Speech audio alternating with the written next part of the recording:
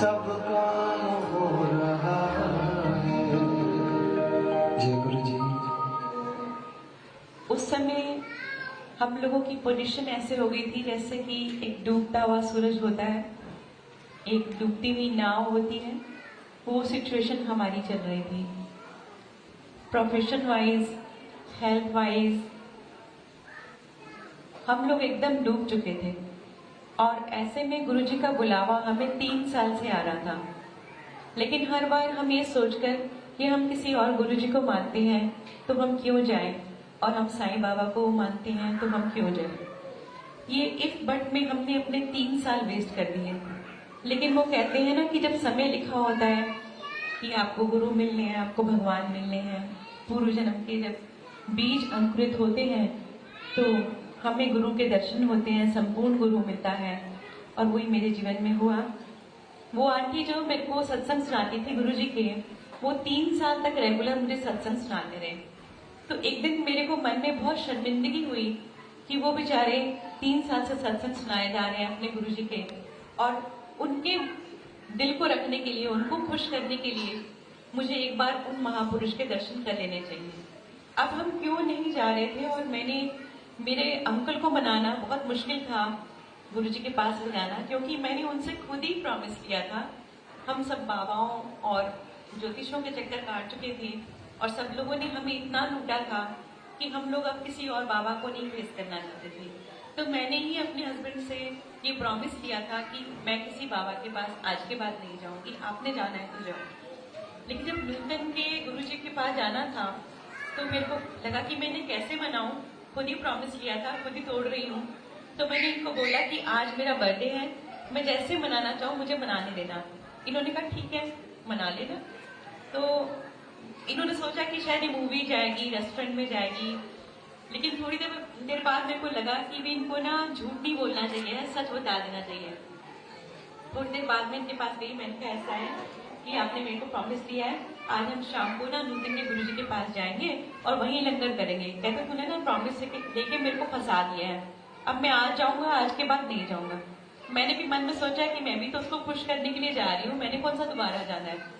और हम लोग आंटी को फोन करने लगे, आंटी को फोन किया, कहने लगे कि भी आज शाम को हम गुरुजी के पास चलेंगे। थोड़े मेरे डाउट्स थे, वो मैंने क्लियर करे कि भी हम जा सकते हैं, ऐसे में कि नहीं जा सकते। तो कहती नहीं गुरुजी क्या कोई वहम नहीं होता, आप आ जाओ।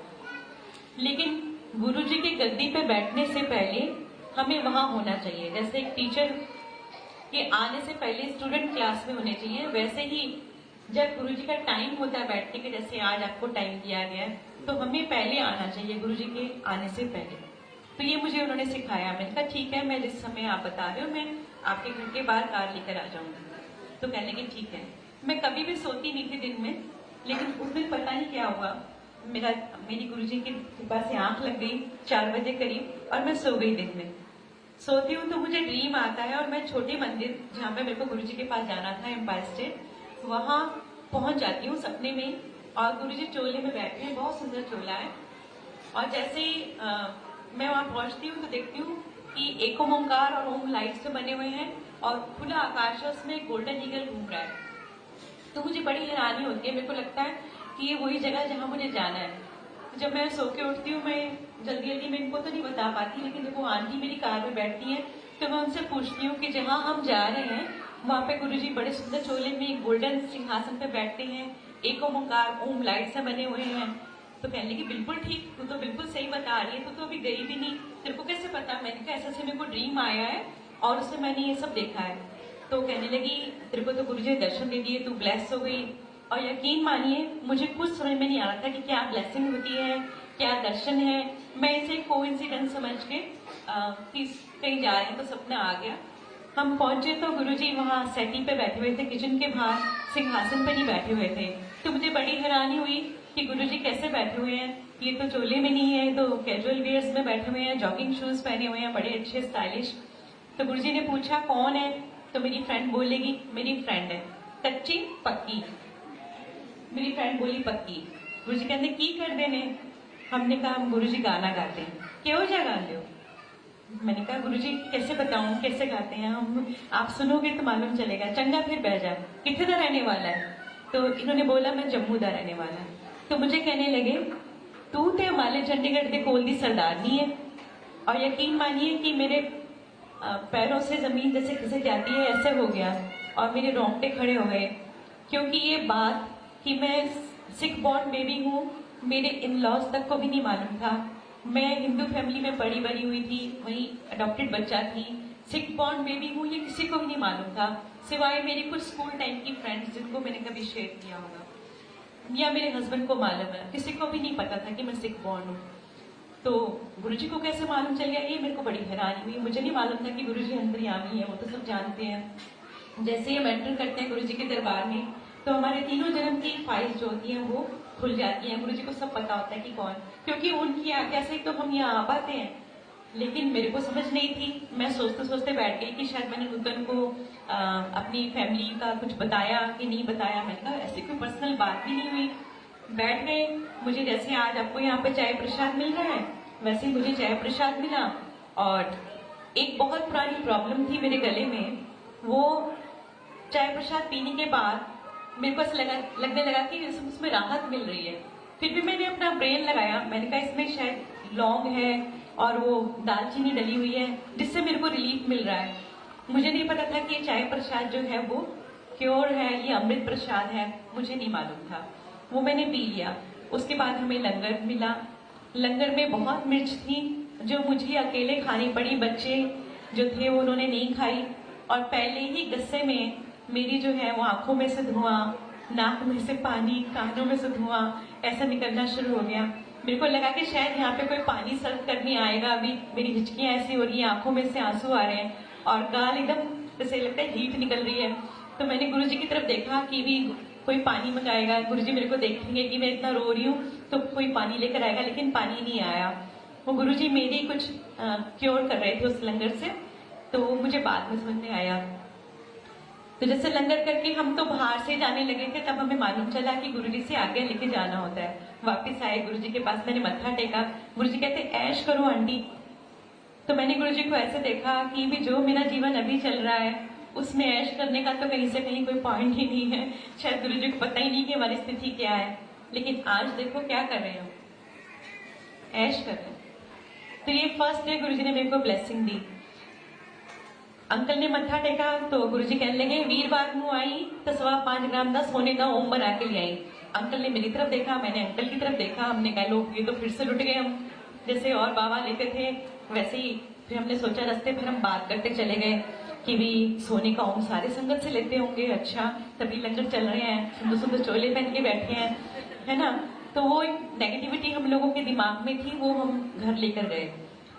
तो जब आंटी का फोन आ गया नेक्स्ट डे कि सदा तू तो बड़ी ब्लेस है, तेरे से गुरुजी ने इतनी बातें करी, यहाँ पे 14-14 साल तक लोग आते हैं, गुरुजी उनको ऐसे ऐसे कर देते हैं और चले जाते हैं, बात नहीं करते हैं। तो मैंने कहा मुझे तो कुछ समझ में नहीं आ रही तो क्या बोल रही है, लेकिन हमारे घर में तो कलेश पड़ा है, हम नहीं जाएंगे दोबारा। कहने लगी पागल है, तेरे को गुरुजी ने इतनी अच्छी ब्लेसिंग दी है, तेरे को जाना है। मैं परेशान, मैंने कहा अच्छा चलो कहीं मन में कोई वहम ना रह जाए, पर पहले ही हमारे इतने पुराने मतलब सब काम नहीं हो रहे हैं, वहम है, तो अगर ये सोने का ओम नहीं बनाया तो हमारा और कहीं कुछ बुरा ना हो जाए, ऐसा वहम मतलब दूर करने के लिए हमने सोने का ओम बनाया लड़ते झगड़ते और गुरुजी के पास पहुंचे नेक्स्ट थर्सडे। गुरुजी को हर चीज याद रहती थी कि किससे उन्होंने क्या बात करी है। वो अंतर्यामी थे, जैसे हजारों बाल होते हैं ना सर में और हमें नहीं पता होता कितने हैं, लेकिन एक भी बाल खिंचता तो हमारे सर में दर्द होती है ना, ऐसे गुरुजी है, उनको हर संगत की पता होती है, घट घट के पट पट के जाने। तो जैसे हम पहुंचे तो गुरुजी ने बोला ले आए, तो हमने कहा हाँ जी गुरुजी। हमने बड़े उदास मन से गुरुजी को ना वो सोने का ओम निकाल के दिया। तो गुरुजी ने हाथ में लिया, हम भी देखते रहे कि गुरुजी मतलब रख लेंगे इसको अपने पास। तो गुरुजी ने इनकी डेट ऑफ बर्थ पूछी और कहने लगे मंडे नु ना काले धागे विच एनु गले विच पा ली। हमने दूसरे को देखा, एकदम राहत की सांस ली, अरे ये तो हमें वापस मिल गया। तो हमें लगा कि गुरुजी वैसे बाबा नहीं है जो मतलब सबसे ऐसे लेते होंगे। तो मेरे को लगा कि ये सिंगर है तो इसलिए इनको गुरुजी ने ब्लेस करके ओम दिया है कि नजर वजर ना लगे, इससे कुछ मुझे नहीं पता था कि ये क्या ब्लेसिंग है। तो मैंने गुरुजी को बोला गुरुजी मेरे वास्ते, कि शायद गुरुजी को ये नहीं पता कि मैं भी गाती हूँ, तो मैंने बोला गुरुजी मेरे वास्ते भी दे दो ब्लेस करके। तो गुरुजी कहने लगे ਤੁਹਾਡਾ ਇੱਕੋ कनेक्शन हैगा, तो मैंने मन में बुड़बुड़ किया, मैंने कहा देखो श्रद्धा से तो मैं लेकर आई हूँ इनको, और मैं आई हूँ और ये तो मानते भी नहीं है और इनको दे दिया। लेकिन वो क्या थी गुरु जी की लीला, ये तो वही जाने, वो परमात्मा हमको बताया कि भी क्या करना है क्या नहीं करना। तो ये हमारी सेकंड मीटिंग गुरु जी से थी।